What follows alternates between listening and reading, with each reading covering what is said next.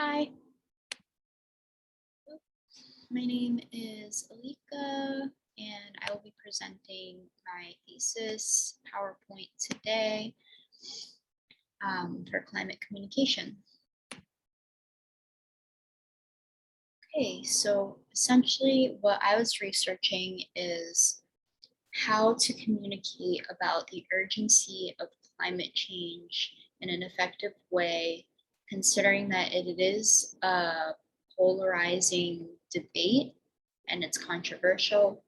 Um, there's a tendency for more liberal or democratic people to be in the more concerned about climate change than more conservative Republican people, and we're going to explore why that might be. We're going to explore effective strategies. We can explore uh, the spectrum that people might lie on within the concern, like how concerned someone is. There is a spectrum that exists there. So this is the spectrum. This was a study conducted by Yale, a survey, and it actually started, I think, in 2015, and they update it every single year. So they track the spectrum over time as well. Excuse me. So as of September 2021, there are 33% of people that are in the alarmed category. This is people who are most concerned about climate change. So it is a majority considering all the 6 groups, it's a majority that are in this category. They have a high belief in global warming, a concern, they're motivated. Then you have the concerned category. These are people who, yes, they are concerned about climate change, but they're not exactly ready to say, wait, let's, they might not be for the Green New Deal. They might not be taking steps in their own life or super motivated to take action. The cautious category is people who are like, yeah, climate change might be real. However, is it human caused? Is it caused by a natural cycle? Is it being exaggerated? These are the type of questions someone in the cautious category might ask. The 5% and disengaged are people who just live in their own bubble. They are not really aware of what's going on. They don't really have an opinion on it. They're just in their own little world. The 10% in the doubtful category, these are people who are definitely skeptical about climate change and its causes. Maybe they don't deny climate change, but they deny that it's human caused, and they might deny the concern for it. They might be like, oh, this is nothing to worry about. Technology will take care of it. We are innovative, so on and so forth. And last but not least, so I guess, the dismissive category, which is 9% of people. And these are people who are actively like, yep, climate change is a hoax. They completely don't believe in it. And yeah, they're actively trying to convince other people that it's not real. So it is a minority of people in these lower 3 categories, which is relieving to hear. All right. So belief systems. So there's many different reasons why someone may not believe in climate change. There's religious reasons. Only God can control the climate. Humans are too insignificant to this kind of power. How can I, a human, have power over the climate? How can we do this? Only God can control this stuff. We have an external locus of control. Political reasons, you could say, oh, there's a war in Ukraine and people are being beheaded in the Middle East. Why are we concerned about climate? It just takes less priority, and people think there's issues that have higher priority. And then there's science skeptics who, the relationship between people's belief in science, it swings like a pendulum. So sometimes we collectively agree with a lot of scientific evidence, and sometimes it's kind of split. There's a lot of people who are skeptical. They are skeptical of the scientists themselves, thinking they work for government organizations or so on and so forth. They're corrupted.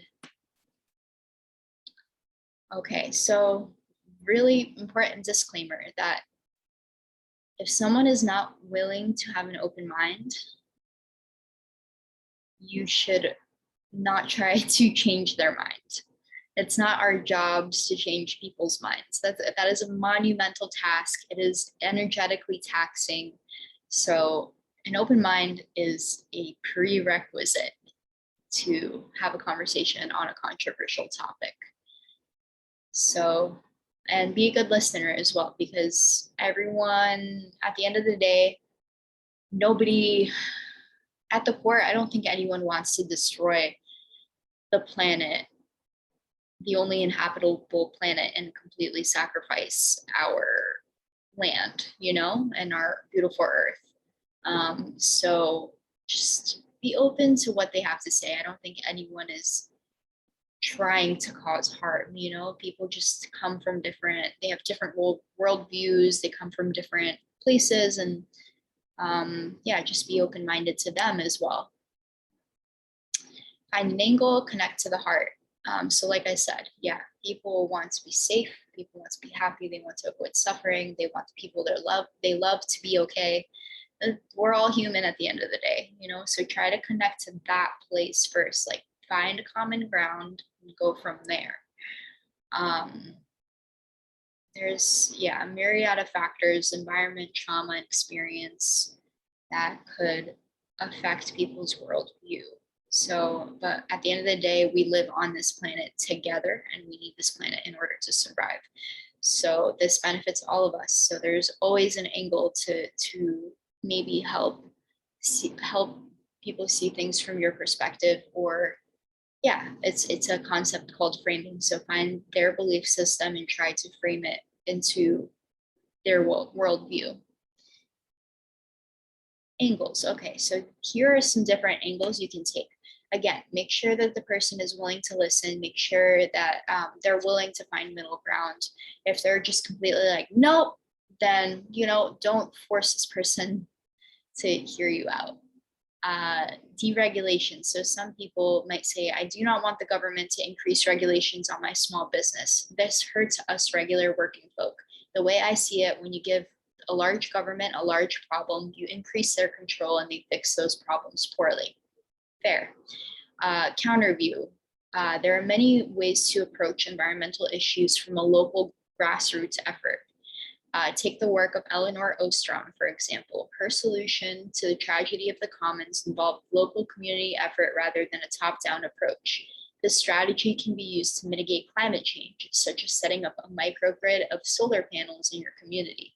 The question is, do we collectively care enough to implement these changes?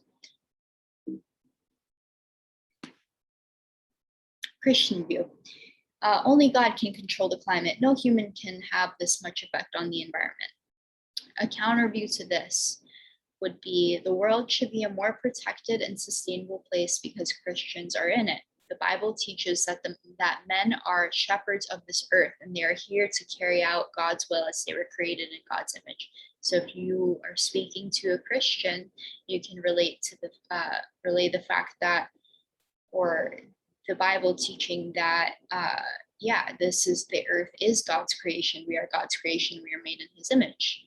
From that perspective, we are here to be shepherds of the earth.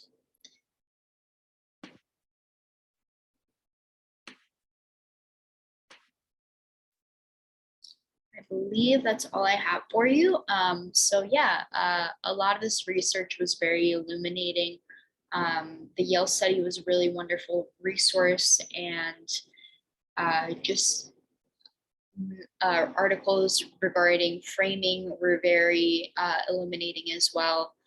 And I think there's more research that's being published every so often on this topic, and it's very important. And I think the most important thing is to find middle ground. Don't use statistics, don't throw science at people, because that causes people to kind of become more polarized. as sometimes I can get if someone's like, talking about gun rights or something like that, that I might not completely align with. They can throw a really basic statistic out at me that maybe the right believes. So for me, I shouldn't say like, oh, 99% of scientists agree that climate change is real, because that's something that has been repeated multiple times throughout the media. At this point, most people have heard that statistic, and it just creates more polarization. And yeah, it's not an issue of right versus left. It shouldn't be bipartisan. We all need this earth to survive. We all, you know, we might not all have kids or want kids, but we know someone who has kids, and hopefully we care about those kids and their futures. And that's something we can all hopefully relate to. So yeah, connect to the heart and find the angle. Thank you for your time.